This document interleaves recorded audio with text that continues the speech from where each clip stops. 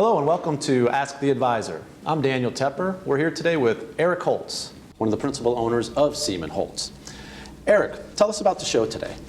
Well, today I do a little bit of special format because at the beginning of 2015, what we do at our workshops and seminars and what we do with our clients when we're meeting with them is we like to give them a little bit of a forecast as far as this is kind of what we see for the economy, what we see for interest rates, what we see for issues of legacy planning, tax law changes that are going to occur for the upcoming year. We always do like an inventory where we want to meet with our clients and say, here's what we think, and so here's what we should be reviewing and looking at. So for the format of the show, that's what we're really going to be focusing on.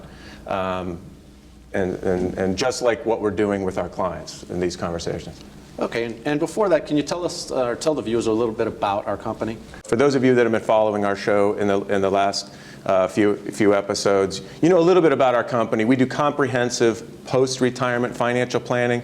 So I'll just take a moment and kind of illustrate what I think are the key features which separate us from a lot of other organizations. And I think that's how we really work with the client.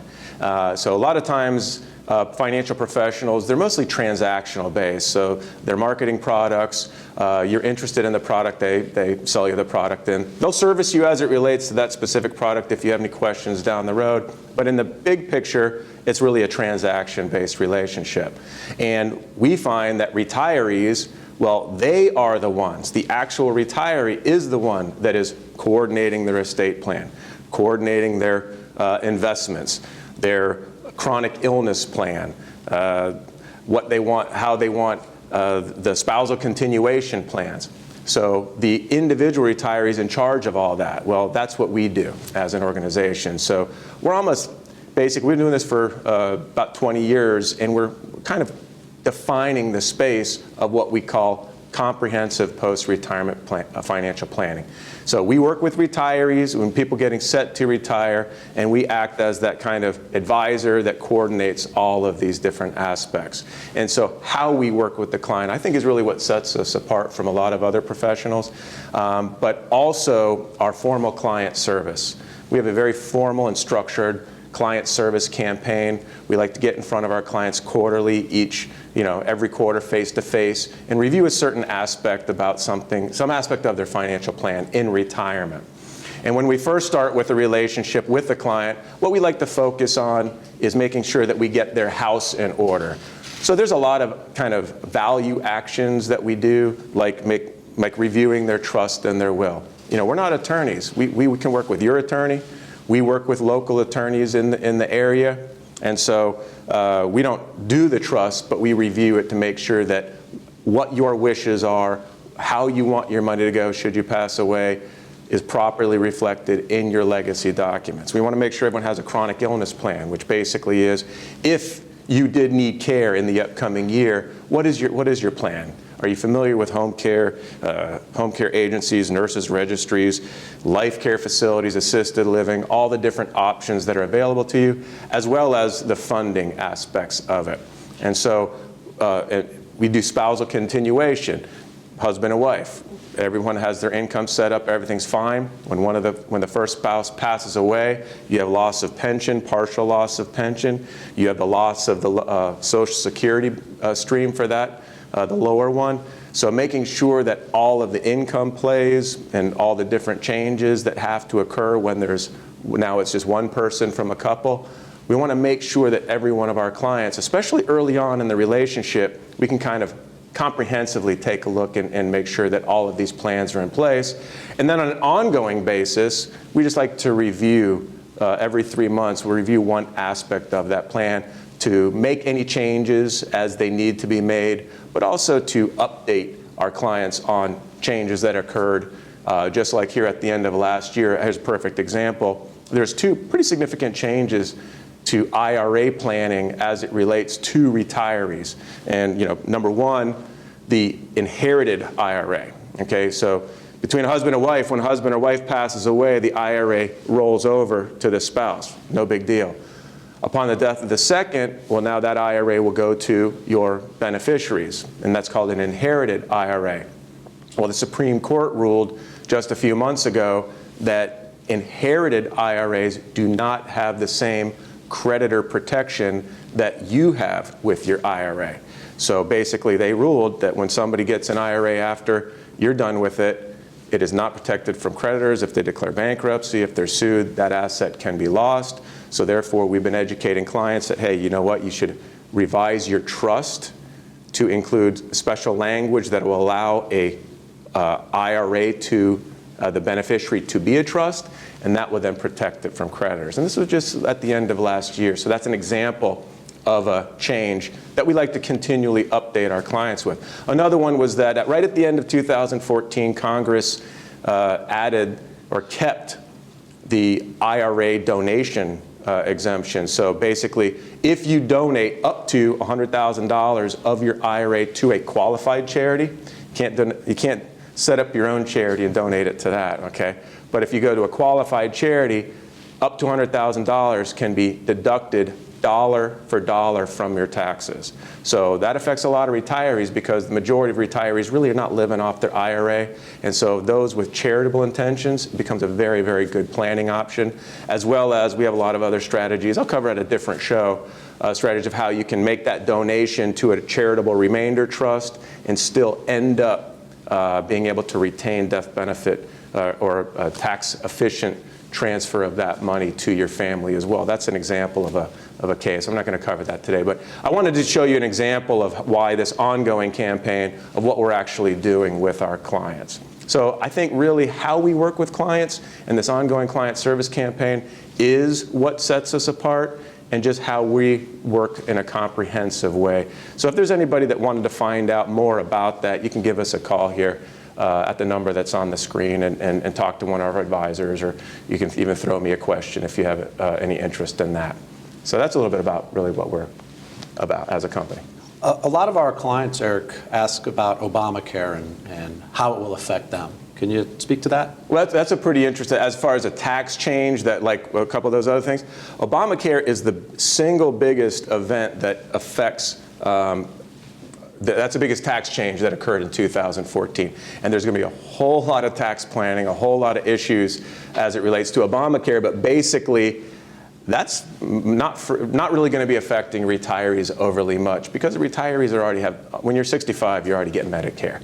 So that whole health insurance and the penalties and the tax penalties that for people that don't pick up that individual insurance mandate, it's going to affect a lot of younger people. Mostly for retirees, Obamacare is not a big deal. So it's 2015. What should retirees really be looking forward to? Okay, well, the biggest issue as it relates to retirees going forward in 2015 is, what is the Federal Reserve going to do with interest rates? Is this the year that interest rates are going to go up? Because retirees, let's face it, they're fixed income, they're conservative, they have some money in the market, they might be trading a portion of their accounts, day trading it and enjoying the action of what the volatility that's occurred in the last few weeks in the market. But the majority of retirees, they're the CDs, they're the bond buyers, okay? They're the fixed income. They do not want to expose their money overly to risk, and that's interest rates. And so now, you know, it's 2008, 2009 when interest rates really, you know, sunk to these low levels, and here we are in 2015. And literally, a few years ago, in 2009, 2010, we were sitting here speculating that interest rates are going to be going up in a couple of years. Well, that's 7 years ago now. So in 2015, it really appears that it might be the first time that the Fed is going to be raising interest rates, even if it's a little bit. But me personally, I think it's about a 50-50% option. I think it's 50% they do a small move. It's probably 50% chance they do not. And I'll explain why in just a second.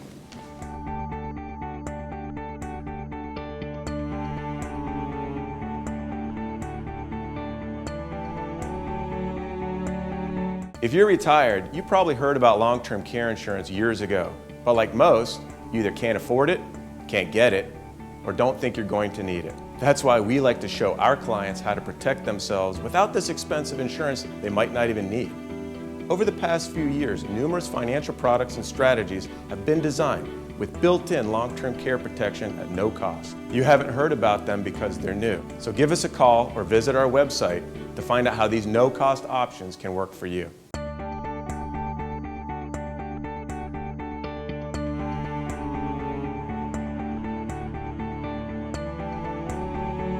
Well, like I had said just before the break, was kind of the reasons why there's as good of a chance that the Federal Reserve does not raise interest in 2015 as much as they do. There's been a lot of talk. The Fed's been prepping everybody. Hey, we're getting there, we're getting there. The last time they made the announcements, it was basically patience again. And when they released the minutes of the last meeting of the Federal Reserve Board, they basically started talking about how they didn't like the way the global economy could potentially be affecting the US economy. And so basically we heard for many years that the Fed Reserve was going to raise interest rates when unemployment gets to be 6.5%. Well, when unemployment got to 6.5%, now they started talking about how there's wage stagnation until we get more people back in the workforce that weren't working and the wages up, then we'll raise interest rates. Now they're talking about global economy somehow affecting their decision on raising interest rates. So basically, from our perspective, they're looking at every excuse they possibly can not to raise interest rates.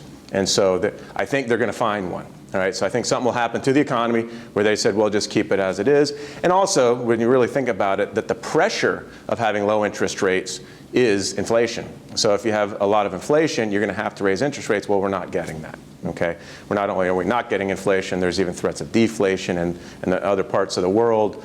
That is a very real, tangible threat that their economies and their reserve boards are trying to figure out. Their monetary pundits and managers are trying to figure that out. So as it relates to when our conversation with our clients, I think it's going to be another year of low interest rates or no moves, and maybe a quarterly move, just because they've been threatening it for so long and it's just so long overdue that they might want to see what it does to the economy in general. But as far as a real reason, a driving force for it, we're just really not seeing it. So basically, as it relates to retirees, the way that we describe it is, this is a tax. This is a tax on retirees, because retirees cannot chase risk, or cannot chase yield by adding too much risk to their money. So basically, interest rates low to keep the economy high. Well, we got a huge segment of the population, retirees, that live off of fixed interest rate products. Okay, so therefore, it's basically taking money out of the retirees so that the rest of the economy can be bolstered. So we think it's going to continue. So as an organization, when we're really talking with clients and coming up with options for them, it really depends upon whether they need income from their investments to cover their expenses or they don't. And let me just kind of elaborate on that. Retirees across the country, whether it's Florida, New York, Texas, Arizona, or California, Southern California, where this show is, the vast majority of retirees do not take income from their investments to cover their expenses. They want their money to grow, but any of the growth gets kind of reinvested. Only about 30% of retirees take their investment return and use it to cover their expenses, or a portion or significant portion of their expenses. The vast majority, about 70% of retirees, are basically living on the budget of Social Security, pension. Okay? Whatever their budget is. If they have $40,000 a year of Social Security and pension, that's what they spend. They have no debt, they live very frugally, and they get by on that budget. Most of their money they're just parking. Okay? Another example would be if a husband or wife, if they have $70,000 of Social Security and pension, well, those clients, those retirees, they spend $70,000. So they live on a budget. So most of their money they just kind of park. And they want it to grow, but they want to park it, and most of the time for retirees, they want to keep it safe. So when we're talking about what low interest rate in this continuing low interest rate environment, and what we advise our clients is basically, do you need income from their investments, or whether you're just to cover your expenses, or whether you're just parking your money there. So in the simplest sense, what we want to be focused on for clients that need income, we want to secure as much certain income as we possibly can, right? So we want clients that live off their investments, their income that they need to have to cover their expenses, we want it to come from a fixed and guaranteed source, all right? So there's plenty of classes of product that achieve that. There's other classes of product that are more towards just parking your money effectively. So as a simple philosophy, interest rates really don't affect those products overly much where you're securing income. Interest rates really have an effect on the clients that are parking the money, the retirees that are parking their money. So because you're going to buy a CD or some kind of place that will try to keep it as liquid as possible. So for the clients that don't need income from their investments, right, probably the majority of the people that are watching this, okay, fall into this category, kind of live very frugally, don't spend a lot of money, have no debt. You just want to keep your money safe, and that's where you're getting the worst hit as far as interest rates being low. So especially understanding with what's going on globally and how interest rates are low and probably don't really have a good shot of going up so much in the short term in the next few years, we're having conversations with clients to say you should take some of your money and put it in these kind of completely liquid positions, money markets, bank accounts, savings account. Then other pieces of money, I like to use technical financial service terms, chunks of money, take another chunk of money, and let's position this in a 2 to 4 year position so that we know that we have our full liquidity back at the end of 2, 3, 4 years. And then other chunks of money, other positions, we can go out kind of 5 to 7 years.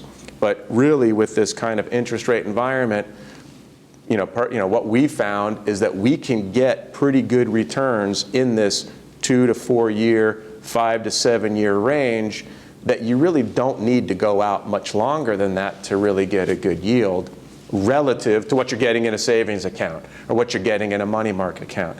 So as an organization, we've been specializing in these kind of relatively short-term positions that squeeze up a little bit higher yield. Things like market-linked CDs. Okay, a market-linked CD has the ones that we typically like for clients. They have a minimum return anywhere from 1.5%, 1 to 1.5% on the minimum side, but then an upside return of this kind of 4, 5, 6, 7%, and that's what we've been getting as a return for clients. But what's nice about it is that they're FDIC insured.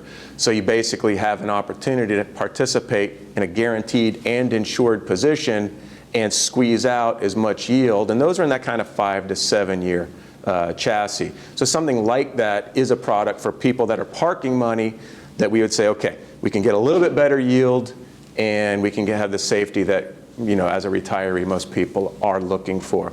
There are some kind of boutique equity index annuities that have the same kind of a feature where the minimum return is 2%, but you have the upside tied to stock market indexes. And we have some that are as low as 2 years before your money's fully liquid, and some very, very, good,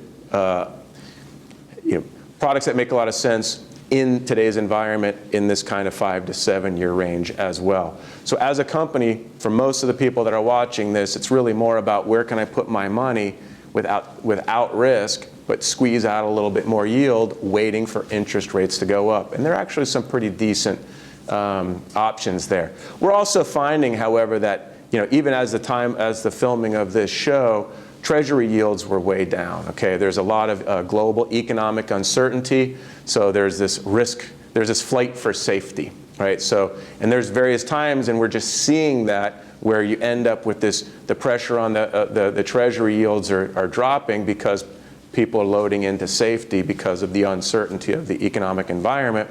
And when we're filming this, it's sub 2% for a 10-year Treasury, 1.8%. And so while you're watching this, it might be varied a little bit from there, but we're at a low interest rate. So now you're dealing with banks, you're dealing with insurance companies, and those are the ones that offer these guaranteed and insured products, right? We're not talking about bonds or preferred stock or equities. So those are the ones that are issuing these guaranteed products. So we're seeing those companies, those institutions, when the Treasury has a lot of pressure on it, they start to panic because when they get money from investors, from clients, they have to make a profit with it. So we're seeing a lot of products getting trimmed, a lot of benefits and features getting pulled because there's no interest rates. There's no place they can invest the money and give this certainty that we're at. So that's really what we're seeing as far as the biggest issue, and that's interest rates.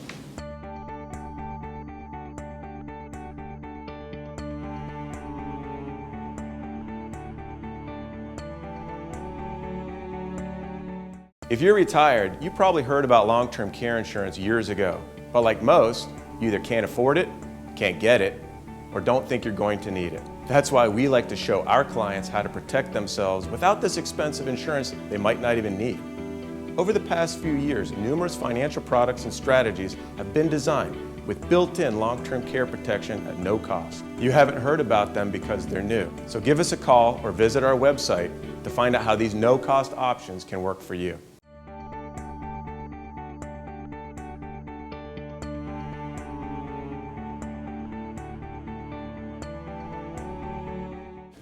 Welcome back to Ask the Advisor. Eric, what other changes are going to affect retirees in 2015? Well, what we try to specialize as a company is, all the different new product strategies and where there's been progress in products and strategies. We always want to bring that information to the marketplace and to our clients in general, to the marketplace in general, to our clients specifically. But another thing that we're really emphasizing and what we've seen a tremendous amount of progress in is products where there's chronic illness protection, long-term care protection built into a financial position. We've covered some of these things, some of these products and strategies specifically on other shows, but just in the big picture, when we're talking about clients, and I mentioned earlier, some clients need income, some clients are just basically parking money, looking for a good safe place to get a little bit more return. But one of the things that we've been very fortunate and what we've seen industry-wide is the opportunity for financial positions where there's built-in long-term care benefit at no cost or almost no cost. And so traditionally, the people that are watching this that are retired, they either have long-term care insurance or they don't. Right? So you either have it or you don't, and a lot of people cannot afford it, and a lot of people can't get it.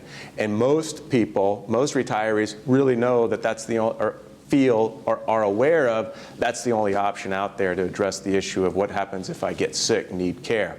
Well, there's been a tremendous amount of progress in financial positions where the long-term care is built in. So for example, if we have clients that need income from their investments, there are products and strategies available where we can secure that income, give them that pension-like feel, but also have some long-term care benefit built in, right? And that long-term care benefit built in is at no cost, right? So it's just the way the product works.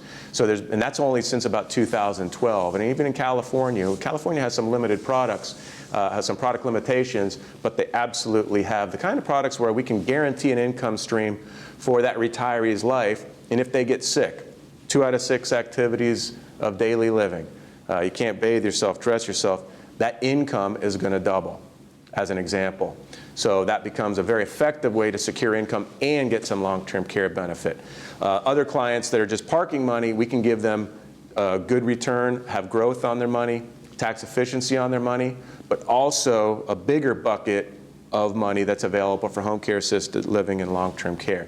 So we've seen a lot of progress in that. And then recently, there was a couple of companies that had their products approved in California where you basically in concept, and this is what I did. I did this for myself and my wife, and I know I'm not retired yet, but it still made sense for me because I want the same protection that we're talking about with our clients. But basically, there are life insurance policies where you pay the premium, you have a life insurance policy, but the entire life insurance policy, the entire death benefit is available as a tax-free bucket of money for you, the insured, in case you get sick, right? So when my wife and I were when I was having a conversation with my wife about should we get long-term care insurance at this age because we're younger, and me personally, I've seen an enormous amount of rate increase history with long-term care insurance, and we're going to continue to see that. So the decision that we made was it's better to get this long-term care benefit in a life insurance policy on each other, because that way we are assured one of us is going to get that benefit or both of us are going to get that benefit. And really the knock on long-term care insurance, and listen, we like long-term care insurance for the people, for the retirees that it makes sense for, but long-term care insurance you pay for every single year, and if you don't need it and you pass away, that money's gone, right? So when you're building long-term care insurance into a life insurance policy, you pay for the life insurance policy, and I promise you're either going to get sick, or you're going to die, or you're going to get sick and then die. So now, either way, in any of those situations, you're going to receive, your family, your spouse is going to receive the benefit of what you've been paying for.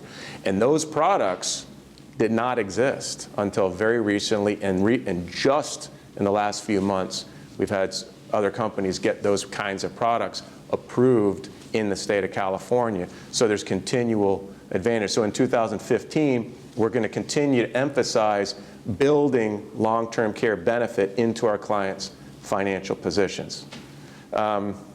So 2015, really big on interest rates, taxes, and also on the chronic illness protection. Any other general pieces of information that retirees should be aware of in 2015?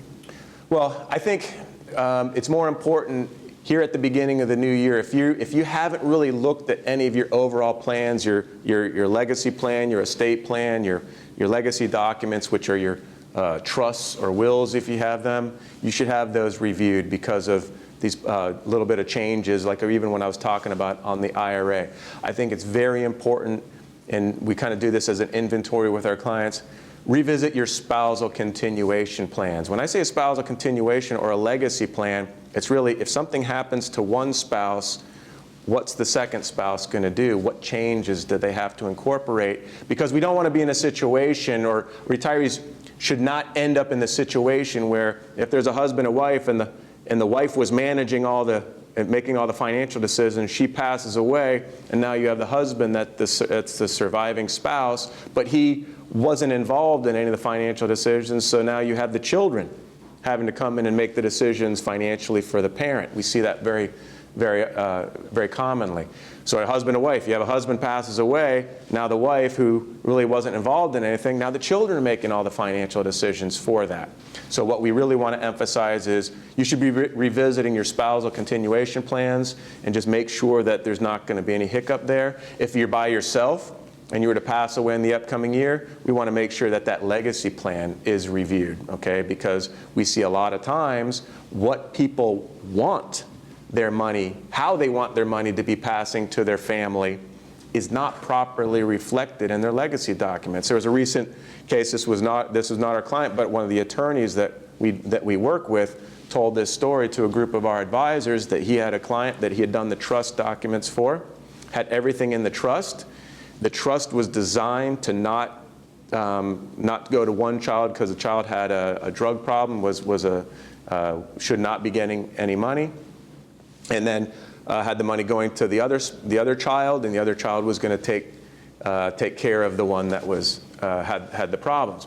Well, the son got cured, had a rapprochement, got back together with the mom, everything smoothed over, and now the mom, instead of changing the trust, what she did was she took the assets out of the trust and changed at the financial level, at her brokerage account, changed it all to go to the son and the daughter, or split. So now there became a probate issue. Okay, there was a probate issue on her estate that didn't have to be there.